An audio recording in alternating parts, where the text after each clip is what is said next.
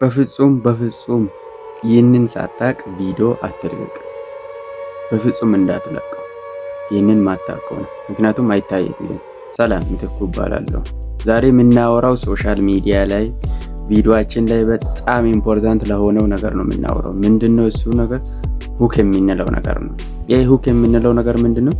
እያንዳንዱ ቪዲዮአችን ላይ ሰዎች በሚለቁት ቪዲዮ ላይ ቪዲዮ እንድታይ የሰዎችን አቴንሽን የሰዎችንን ያንን ቪዲዮ የማወቅ ጉጉት የሚጨምርበት ወሳኝ ነገር ነው። ግን ቪዲዮአችን እንድታይ በጣም 90% ቪዲዮ ላይ ኢንፍሉዌንስ ማድረግ የሚችል ነገር ነው። ግን አብዛኞቻችን አንጠቀምም።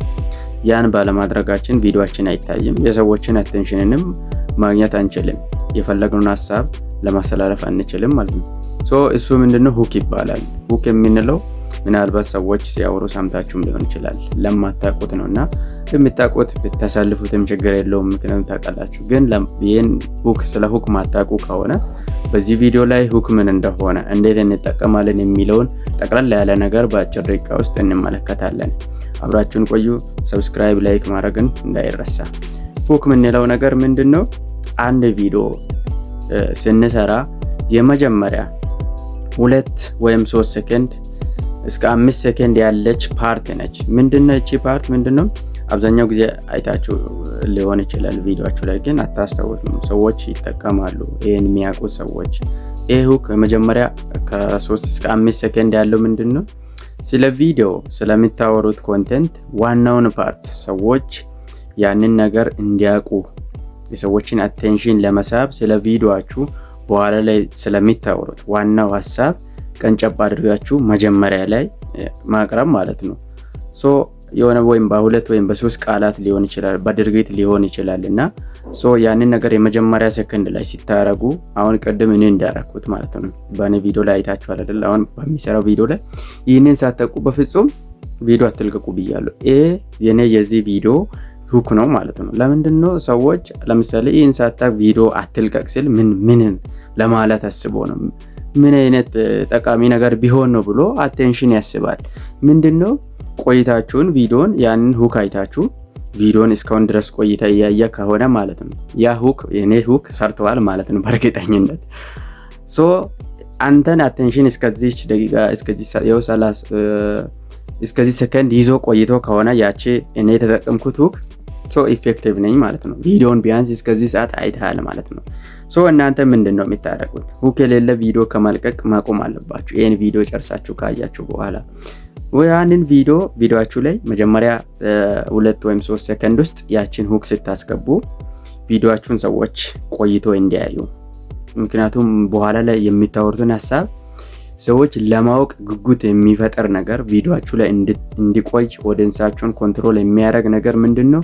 ሁክ ይባላል። ሁለት አይነት ሁኮች አሉ። አንደኛው የመጀመሪያው ከ3 እስከ 5 ባሉ ሰከንዶች ውስጥ የምንጠቀም ሁክ ነው። ሌላኛው ደግሞ መሃል ላይ የተወሰነ ካወረን በኋላ ቪዲዮአችን ላይ ሰዎች ቆይቶ እስከ መጨረሻ እንዲያዩ ምንድነው የሚያደርጉት? ምናልባት አስተውላችሁ ከሆነ 5-4 ነጥብ ሲዘረዝሩ አይታችሁ ከሆነ ቪዲዮ ላይ በተለይ የመጨረሻው በጣም ወሳኝ ፓርት ነው ይላል። ምን ለማለት ነው? ሰዎች እስከ መጨረሻው እንዲሄዱ 5ኛውን ጠብቆ ቪዲዮ ላይ ሰዎች እንዲቆዩ አቴንሽን እየሳበ ነው ማለት ነው። መጨረሻ ኢምፖርታንት ነው፣ በጣም ጠቃሚ ነው ሲል ያ ሰው ቪዲዮ ላይ ይቆያል ማለት ነው። ቪዲዮ የመጨረሻው እስኪደርሱ ድረስ ቆይቶ ቪዲዮአችሁን የማየት እድል ይኖራል ማለት ነው። ሁለቱም ፓርቲ ላይ ፌክ መሆን የለበትም። ይሄ በጣም ስለሚታወሩት ነገር በጣም ጠቃሚ ፖይንቱን አውጥታችሁ መጀመሪያ ላይ ወይም መጨረሻ አካባቢ እንዲቆዩ ታረጋላችሁ እንጂ ሰዎችን ለመሸወድ እንትን ለማድረግ አይደለም።